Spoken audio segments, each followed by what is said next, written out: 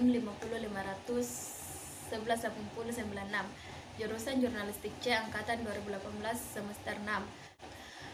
Pada kesempatan kali ini saya akan menjelaskan rangkuman materi yang berjudul pengertian grafika dan penerbitan. Nah, adapun pengertian grafika sendiri yaitu adalah presentasi dalam bentuk visual, bisa berupa gambar atau teks yang kemudian ditampilkan atau dituangkan pada media berupa bidang datar.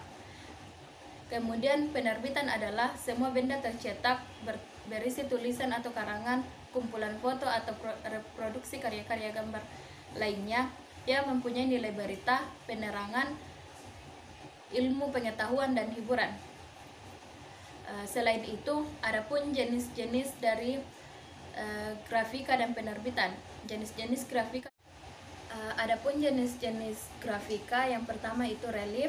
Nah, relief adalah proses di mana lapisan timbul pada lempengan cetak atau blok kayu diberi tinta, sedangkan area yang tidak timbul atau tersembunyi bebas tinta sehingga saat ditempelkan dapat membentuk sebuah cetakan yang diinginkan. Contohnya seperti pada gambar berikut ini. Kemudian yang kedua, intaligo. Intaligo sendiri adalah teknik cetak timbul dengan menorehkan atau menggoreskan plat aluminium sehingga membentuk suatu gambar yang diinginkan. Contohnya juga ada pada gambar berikut ini. Cetak yang ketiga adalah cetak plano. Cetak plano adalah mencetak pada lapisan datar yang menggabungkan perbedaan sifat antara minyak dengan air yang tidak saling menyatu. Kemudian teknik cetak yang keempat yaitu cetak stensil atau adalah cetak yang dengan menggunting kertas sesuai bentuk atau tulisan yang diinginkan. Kemudian kertas tersebut ditempelkan pada kain atau papan yang akan diberi cat. Kemudian yang kelima itu kolagrafi. Kolagrafi adalah teknik mencetak dengan menempelkan objek pada kanvas dan keseluruhannya diberi cat, kemudian objek tersebut dilepas. Nah, yang berikutnya atau yang keenam yaitu cetak saring. Cetak saring adalah pengembangan dari cetak stensil yang memiliki kekurangan, terutama saat mencetak huruf yang memiliki kurva tertutup seperti A, D, dan E. Cetak saring biasa juga disebut dengan sablon. Kemudian yang terakhir yaitu fotografi. Fotografi adalah seni yang menggunakan pencitraan pada satu objek. Unsur seni yang sering ditonjolkan pada komposisi foto. Makin bagus komposisinya, maka makin bagus pula foto tersebut. Yang berikutnya yaitu jenis-jenis penerbitan. Jenis-jenis penerbitan sendiri dibagi atas 5. Yang pertama, penerbitan buku. Penerbitan buku merupakan awal dimulainya sejarah modern menurut Kamus Besar Bahasa Indonesia. Kemudian yang berikutnya yaitu jenis-jenis penerbitan. Jenis-jenis penerbitan dibagi atas 5. Yang pertama, penerbitan buku. Menurut Kamus Besar Bahasa Indonesia, buku atau kitab diartikan sebagai lembar kertas yang berjilid, berisi tulisan atau kosong. Kemudian yang kedua, penerbitan berkala. Penerbitan berkala atau disebut juga dengan publikasi berkala adalah salah satu kategori publikasi berseri yang terbit berdasarkan jadwal tertentu. Kemudian yang kedua yaitu penerbitan berkala. Penerbitan berkala atau disebut juga dengan publikasi berkala adalah salah satu kategori publikasi berseri yang terbit berdasarkan jadwal tertentu. Biasanya terbit berkala ditandai dengan adanya nomor atau angka yang menunjukkan volume dan isu-isu terbit berkala. Kemudian yang ketiga, penerbitan perangkat lunak komputer. Menurut laman Liverword. Kemudian penerbitan yang ketiga adalah penerbitan perangkat lunak komputer. Perangkat lunak komputer adalah perangkat yang digunakan oleh perancang grafis dan non-perancang grafis untuk menciptakan komunikasi visual seperti brosur, kartu bisnis, kartu ucapan, web page, poster, dan lain-lain yang ditunjukkan untuk penerbitan secara daring. Kemudian yang keempat itu penerbitan rekaman visual. Menurut Murphy tahun 1996, yang dimaksud dengan rekaman audiovisual adalah rekaman dalam bentuk gambar atau suara, termasuk di dalamnya media bergerak ataupun media diam, perekam suara, karya grafis, media campuran, dan alat bantu penemu terkait serta produk berkas. Kemudian yang kelima, penerbitan lainnya. Yang termasuk ke dalam penerbitan lainnya adalah penerbitan hasil kreasi berupa foto, grafik, dan kartu pos, formulir, poster, reproduksi karya seni, dan material periklanan seperti materi cetak lainnya, dan tujuan komersial ataupun penerbitan lainnya yang konten ataupun pengembangan konten tersebut terdapat pada media yang diterbitkan. Kemudian adapun produk-produk grafika sendiri seperti koran. Nah, koran itu adalah macam grafika yang pertama, di mana koran ini menampilkan visual dalam bentuk teks dan gambar. Seperti yang telah diketahui bahwa koran memiliki fungsi sebagai pemberi informasi kepada masyarakat. Nah, untuk produk yang kedua yaitu kaos yang bergambar. Tak hanya menggunakan media kertas, grafika juga menggunakan kaos sebagai media cetak, di mana hasil cetakannya adalah berupa kaos bergambar yang memiliki nilai keindahan sehingga lebih menarik. Kaos bergambar tersebut dicetak menggunakan teknik sablon. Kemudian yang ketiga yaitu kemasan makanan.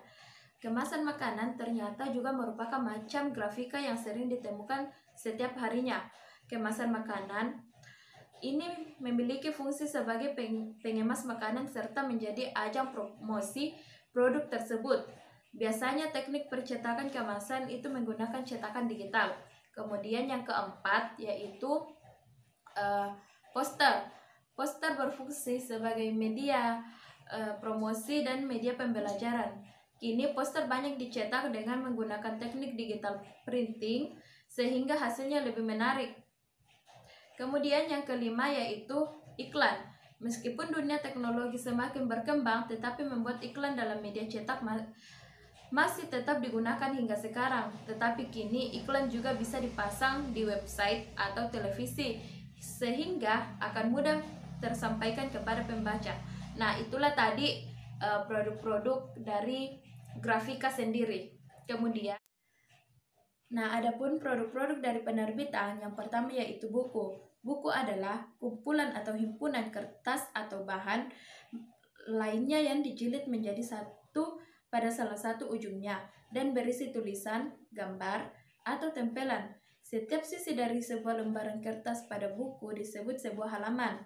Seiring dengan perkembangannya di dalam bidang dunia informatika, kini dikenal dengan istilah e-book atau buku elektrik yang mengandalkan perangkat seperti komputer meja, komputer jinjing, komputer tablet, telepon seluler, dan lainnya, serta menggunakan perangkat lunak tertentu untuk membacanya. Produk penerbitan yang kedua yaitu tabloid. Tabloid sebenarnya adalah istilah suatu format surat kabar yang lebih kecil yang berukuran 597 mm kali 375 mm dari ukuran standar koran harian. Kemudian, istilah ini biasanya dikaitkan dengan penerbitan surat kabar reguler non-harian, biasanya mingguan atau dwi-mingguan, dan sebagainya yang terfokus pada hal-hal yang lebih tidak serius, terutama masalah pesohor, olahraga, kriminalitas, dan lain-lain. Produk yang ketiga yaitu majalah. Majalah adalah penerbitan yang dicetak menggunakan tinta dan kertas, diterbitkan berkala, misalnya mingguan, dwi-mingguan, atau bulanan. Majalah berisi macam-macam artikel dan subjek yang bervariasi, yang ditunjukkan kepada masyarakat umum dan ditulis dengan gaya bahasa yang mudah dimengerti oleh banyak orang. Biasanya majalah didanai oleh iklan penjualan.